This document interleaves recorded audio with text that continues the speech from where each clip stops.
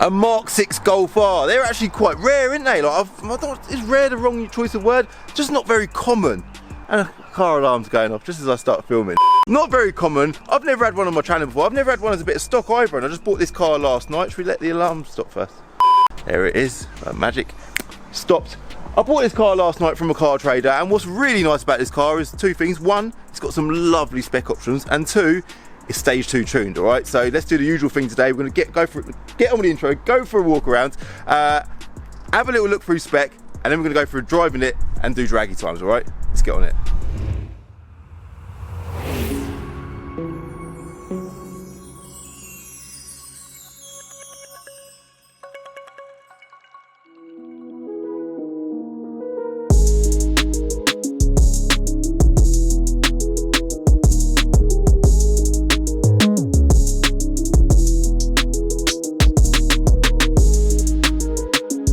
Go on, Charlie, you go. Let Charlie go first. So there's my Mark 7 Golf R that I daily drive currently. Obviously I don't need to tell you a lot about it, you already know.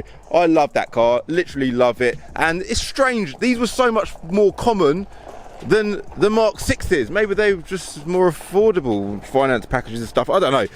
But yeah, I've never had a Mark 6 Golf R on my channel. I bought it last night from another car trader, and so far I'm absolutely loving it. I have driven it just up the road when I bought it. I've not driven it too hard. It drives wicked. From factory they're 265 horsepower, just shy of 270 brake horsepower. This is a 2010 car, and it's done 68,000 miles, so really good mileage. It's got the R20 plate there as well, which essentially means it's a Golf R with a 2-litre engine. R20, they were often referred to as that. We'll let Charlie jump out the way. Looking fresh, isn't it, Charlie? And then back to the Mark 6. This car is stage 2 tuned. It's about 320 horsepower. We've got the dynograph inside, I'll show you that shortly. And silver 3-door, black wheels, and a few little yellow touches here and there. So quickly touch on the Mark 6 subject. I absolutely love the look of Mark 6 Golfs in general, like the GTIs, the GTI Edition 35s, the Golf Rs. I think they look wonderful, man. Possibly the best looking Golf. Let me know what you think to that in the comments. Like, don't get me wrong, the Mark 7s look incredible. I actually had a whilst we're on the subject of like the history of the Golf R, I actually had a Mark 3 Golf VR6 as like one of my first cars many years ago. I loved that car, full leather interior, V6 engine under the bonnet, not massive power. I think they're about 170 horsepower, but it sounded incredible. Onwards from that, you've got the Mark 4 Golf R32, which was a brilliant car as well, 250 horsepower, 3.2 litre V6 engine under the bonnet. Then after that, they brought out the Mark 5 R32, which actually had the same engine. I always found that a little bit disappointing. Wicked car though, looked incredible, sounded the part as well. And then the one to follow that was obviously this car here, the Mark 6 Golf R. They dropped the R32 because obviously they've reduced the engine size from a 3.2 to a 2 litre. The 3.2 was naturally aspirated. This car here has obviously got a turbo, four-wheel drive as well. And the Mark 6s, that's what I was saying, the look of them, I love the look of them, especially from the back. Like, look at that car from the back. They look so chunky. The rear lights are lovely looking. I think, yeah, personally, the rear end of that car there, should we get the rear end shot of my Golf R? Can we even see it? You know what, my one does look good. I'll give it, yeah, let's squeeze through it. You can't really get it. It does look good, but I do definitely like the look at this. I love the two exhausts in the centre as well there, very similar to the previous generation R32s. This one's got 4 exhausts. I don't even know what to say. It looks good. It looks good. So does that E46 M3. We've got a couple of M3s in stock. Always got M3s in stock. Obviously, Porsche brakes. Are they actually Porsche brakes? Can someone please enlighten me? Are they Porsche brakes? They're bigger calipers on that car than I have on my Golf R. Mine's got the stock Golf R calipers with the Club Sport discs. But yeah, the calipers on my Golf R are definitely smaller than the calipers on the Mark 6. But anyway, more than anything, I love the look of the yellow accents here and there, like the little R badges. Something I've not yet pointed out, and you can see these from the outside looking through that window there, the big wingback seats. They were about £3,000 extra. We'll go through the options list shortly because this car has got some nice options. Like, look at them seats. They look unbelievable, man. They didn't do an option like that for these Mark 7 or Mark 7.5 Golf Rs. I mean, you can spec them with leather, but they didn't do wingbacks, man. Look at them seats. And what's really annoying about these particular seats is some dickhead, like, I don't like to use the word dickhead, like, unless it's completely necessary, some dickhead in the passenger seat, which is even more annoying, has been smoking and dropped their cigarette, by the looks of things, on that seat there. Like, these seats are such a special feature on the car. Like, if he was in a driver's seat, I'd be like, do you know what, driver, you're a dickhead, you shouldn't smoke in your car, and if you do smoke in your car, well, you're an idiot, you've just damaged your own car. But the passenger, why does the driver let the passenger smoke in his car? It's not even his car, and he's dropped a fag on the seat. And you know what's happened? They've probably just had a little debate about it and said, you know what, we're just gonna have to leave it. But that's not acceptable. Like, I'm gonna have to get that repaired. I'm definitely gonna, that bugs the hell out of me. Very, very annoying, because they are, like I say, a wonderful feature in this car. Going back to the Mark 6 thing, I love the steering wheel, I love the dash layout, I just love the way these cars look. I think they're kind of overlooked, kind of undervalued maybe. Don't know about this, I say this a lot, just stopped me in my tracks there. It's a bit like, you know, some people get their tongues slit in half. I know, is that even a silly thing to say? You've got a perfectly good functional body part, it works, just leave it. Just leave it. I mean, admittedly, it looks, I suppose, visually, does it look better? Possibly. But you've got no rear wide. Maybe I'm getting old. This badge actually flips out because it's got a rear view camera, but we'll talk about that shortly. Don't want to touch on that just yet. It's got PS4S tyres on the front, Continentals on the rear, and is there anything else worth talking about? A couple of little carbon features like the mirror caps, and I did notice a bit somewhere else. Number plates around and on the rear bumper as well, and the badges, yeah, quite nice. And by the way, as we go back to the rear bumper conversation, the rear diffuser, yeah, very, very nice feature. There's a bit of carbon there, that little tiny carbon, I like that a lot. Yellow badge there as well, yes, with them beautiful Mark 6 rear lights. Black spoiler at the top, quite like that, going in theme with the silver and black colour combo. Anything else worth reporting? I don't think there is. I do want to get this thing out on the road and show you lot what it drives like. So let's throw a camera up in the window, go through specs, talk about values as well. We really need to talk about values of these cars because that is such an important factor. And then after we've done that, we'll hit the road and do draggy times, all right? Actually, before we do that, let me quickly show you under the bonnet because the engine bay is quite a nice visual feature on this car. There we go. Again, nice little touches. This car's clearly been loved. It's got a carbon engine cover, again with them yellow little accents there, yellow silicone hoses. It's got a Cobra downpipe and full exhaust system, and an AMD air intake. It's also got a couple of little forged bottle caps as well, which I think looks quite good, all right? So, yeah, let's go through the spec.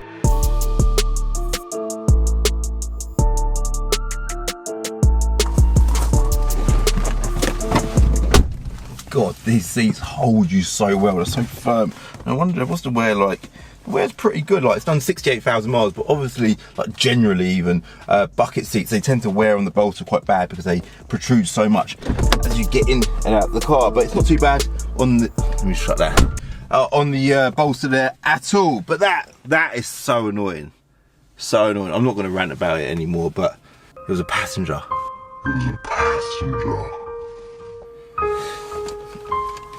Anyway, going back to the visuals of the Mark 7 and the Mark 6 Golf R, a Mark 7 definitely does look better. I'm going to take back words, it looks better. But I think the problem with a Mark 7 is they were just so common. They are very common. Like, I've got a Lapis Blue 3-door Golf R. They're very common. They're a wonderful car. I'm not putting them down whatsoever. Maybe that's why they sold so many. No idea. They're a brilliant, brilliant car. But I think with these, you don't see them very often at all. It's nice to have something different, and I think that's probably why a lot of people would choose a Mark 6 Golf R over a Mark 7. I say a lot of people, some people, those who buy them. And on that note, values is such an important factor because they're actually similarly priced to Mark 7 Golf Rs. And I think some people looking at them might think, why would I buy a Mark 7 over a Mark 6? That's possibly the reason. But anyway, let me get it started. Sounds amazing, by the way. Let me just show you what it sounds like. We'll let it get warm before I give it any revs, but it does sound wicked. Obviously, it's got a full Cobra exhaust system.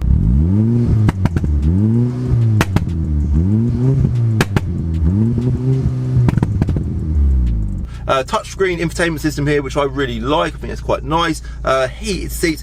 You know what? We're delving into spec. We don't need to do that. Let me quickly show you the dyno graph. So standard power was 284 horsepower with 294 pounds-feet of torque, and then after the stage 2 tune with the full Cobra exhaust and the induction kit, it dynoed at 327 horsepower and 327 pounds-feet of torque. So we've got a bit more power, a bit more torque, and you can see the curves before and after there as well. So nice job. And I can assure you that it is a very quick car, and we'll show you how quick it is shortly. Also, what we're going to compare it to is I've actually got this CDL engine in my Mark 5 Golf GTI R, which by the time this video goes live, it would have been given away on Planet Dreams.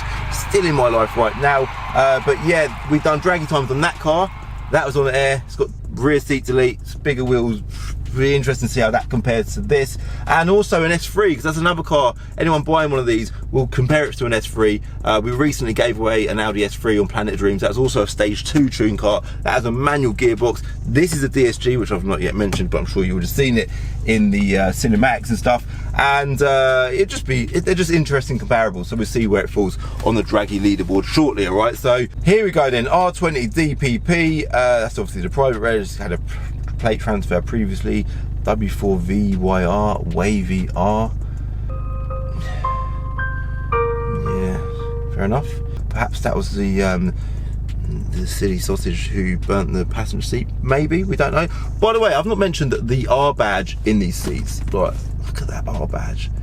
That's so good, isn't it? It's just details, them little details. I love them little details. And then we go back to HPI. 5 registers are clear, which is good, so it's a HPI clear car. And obviously I mentioned the mileage is 68,000 miles. I do an NMR check, which is a national mileage register check, and you can see there it's got no discrepancies, which is good. Spec check, that's what we want to know. It's showing 0 stars. That means nothing nowadays. I don't know why it does that. This car was £30,619 new and £6,660 worth of extras, making it 37 grand brand new, all right? These seats, Recaro part leather sport seats. I didn't even know they were Recaros. Credit to Recaro, they make some wonderful seats. Even the back of the seats is like a gloss black bit of plastic. Love that. They were £3,230 for them seats. Oh my God, 3,200, that is mental. DVD touchscreen navigation radio system with Dyne Audio sound pack. Dyne Audio is brilliant. I just had a little listen to the stereo system, sounds great. And it's also got a 6-disc CD changer in there. I don't know if that's part of that sound pack. Is it on the list further down? No, it's not, so it must be part of that under the armrest as well. Not that you need a disc changer nowadays, but it was good at the time when this car came out.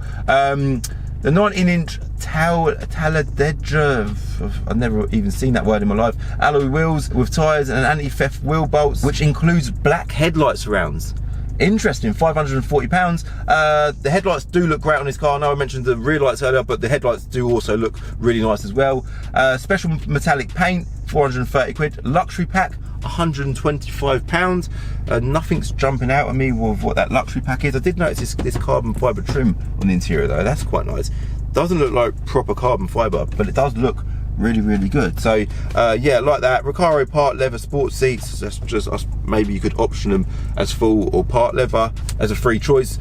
So yeah, half Alcantara is good, bar the fag burn. Reflex silver metallic, £0. All right. Total options 6660. 666, not very good. That is pretty much it. Market values based on it having 149,000 miles, which it doesn't have.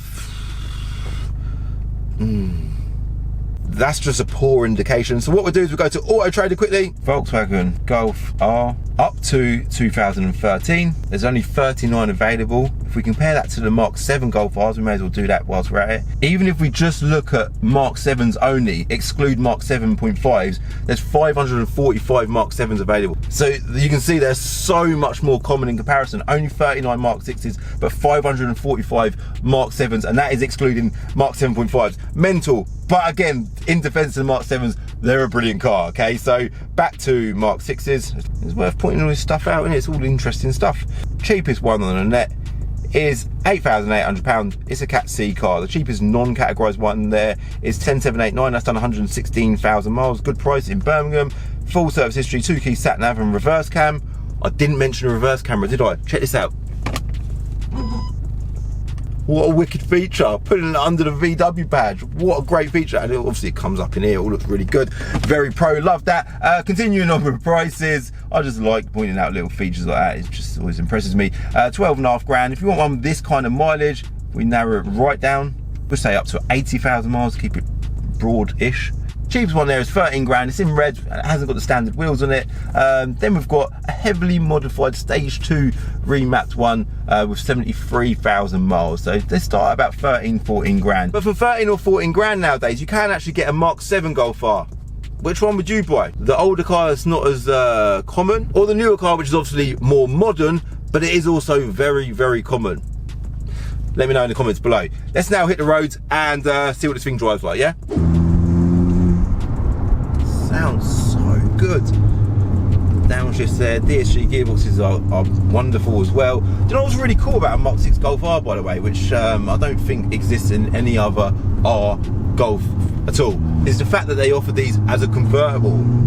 I actually got offered a Mark 6 Golf R convertible years ago, and I thought, probably not a massively demanded car, but I do see them about sometimes, see them on the net and that, and I think, what a wicked car. Like, these are rare, the hatchbacks. Convertibles are super, super rare. But anyway, this thing is driving wicked. One thing I've not yet mentioned either is the little blue needles on the dials. I quite like the look of them. Oh, I haven't got a cameraman at the minute, by the way. I did have a cameraman, he used to help me out taking shots like on that bend there. I might get someone to just do a shot for me later.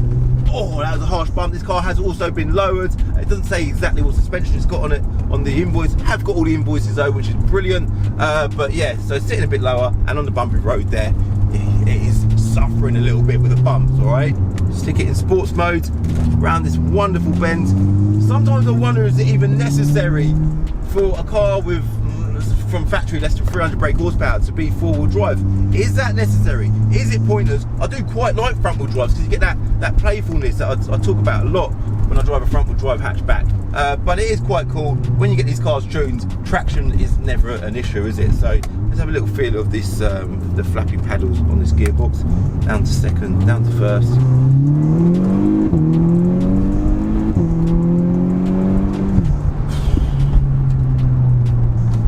Very nice. It feels so different to my Golf R. Obviously at the minute I am still, I say bedding it in, it's well and truly bedded in. I just haven't had time to take it to VRS, but they do feel like two completely different cars. Although they're very similar setup, I suppose mine's double the horsepower, but the overall way it drives, it does just feel like a completely different car. Oh, he's flashing me to let me go. Oh, top man, thank you very much. It's very polite of his logic. I love that logic, very good, thank you. Let's have a little feel. They're all out today in their vans, aren't they? I'll be going to Germany in my van soon. If you haven't seen that video, do go and check it out. Also, what I like about this car, by the way, is a little boost gauge just situated here to the right of the steering wheel. I love that. They've lost a heat event. Is that the end of the world? I don't know, but yeah, I quite like the look of that. That's also really good. Heated seats I've mentioned. Anything else worth talking about other than the looks and how much I rate this car? Let's have a little feel for the power again. 3, 2, 1. Auto mode. Listen to them changes. Sounds so good. Pulling wonderful. Let's now see how it compares to the Audi S3, the Mark 5 Golf GTI R, and all the other cars on the Dragon leaderboard, yeah? Ready?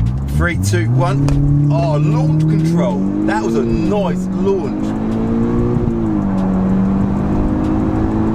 I would say it revved out a bit too far then. That was in the auto mode. Let me try again. 3, 2, 1. Come on. Traction control's off. A bit slower off the mark then. That went a proper launch.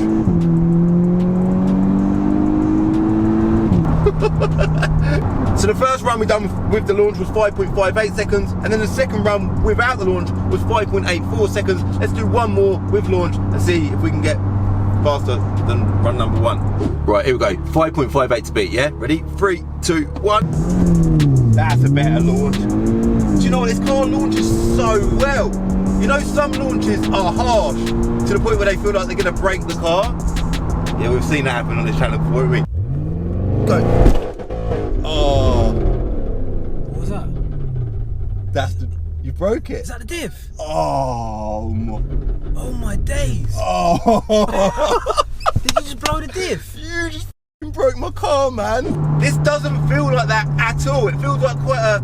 It's fierce, but not harsh. That's pretty much the same use of words, isn't it? But you know what I mean? It doesn't feel like it's going to break anything. But yeah, let's see if that third final run beat the first one. let's just pull over and we'll conclude it all there. So I've just pulled over on the side of the road to check out these draggy times, and the third and final run was the fastest run on the lot. You can see why the launch was so much better. Nice launch. It done it in 5.08 seconds. That is such a good time. And if we look at the draggy leaderboard, the Audi S3 8P manual facelift stage 2 car, that done it in 6.06 seconds, so a second faster than that. But that is a manual car, so that's kind of, I always sort of say about manuals, it's a massive difference between a manual and a dual clutch gearbox. So but still impressive. The Mark 6 GTI manual gearbox car, stage 1, 6.03 seconds. And then if we head right up to the Golf GTI R, the Planet of Dreams car, that's 350 horsepower. Obviously, because it's a GTI, it's a front-wheel drive car on big wheels and air ride. That only in 4.99 seconds. So this is less power, and it's four-wheel drive, and it's almost as quick as that. That's seriously impressive. It sits next to the 335D X-Drive 2017 car and the Audi SQ7 V8 diesel, which is 430 brake horsepower. So I think my summary of this car is, I suppose it's basically, it's a fast Mark 6 Golf GTI that looks better than a Mark 6 Golf GTI, and it's got four-wheel drive. So it is all in all a better package, isn't it? And it is quite unique. They're not very common, which I've said a lot in this video. I love the way it drives. Performance-wise, it's just proved it to you that it is a seriously quick car as well. What's it got going against it? It's also proven to the world that it's holding its money really well, because it's the same money as a Mark 7 Golf R. There's not really anything bad to say about it. It's been a pleasure having it on my channel, and it's going to make a great bit of stock for me as well. So stop for sat. I'm done. See you later.